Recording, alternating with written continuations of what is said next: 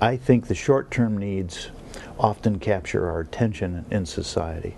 We need welders, we need manufacturing folks, we need this, and we need them now, so our short-term needs are often most vocalized.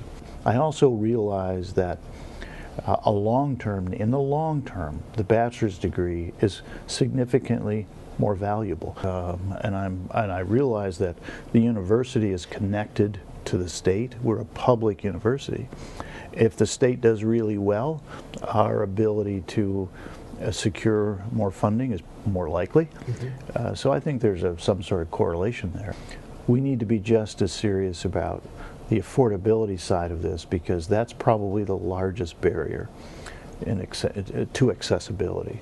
I mean, we are a public university. We're going to be vigorous about that. I can't make predictions because I also have to balance the quality side of that, Steve.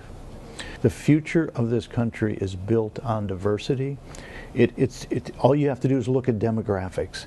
But more than that, if we don't embrace that in the university, we limit our ability as a country to solve a number of the problems that we face.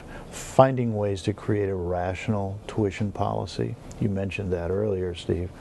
What is a rational tuition policy? What's fair, what's reasonable, what's predictable, and how is it developed? And that's a challenge we face.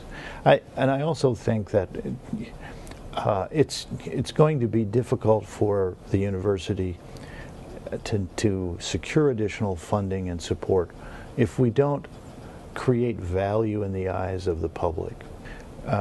When a student graduates, and the average student, I think, in Wisconsin is somewhere around $28,000. It's in that range.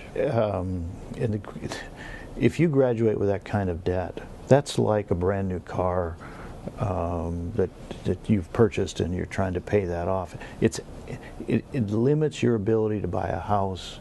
It limits your ability to engage in the economy in other ways because you're already saddled with a significant debt when you walk out the door.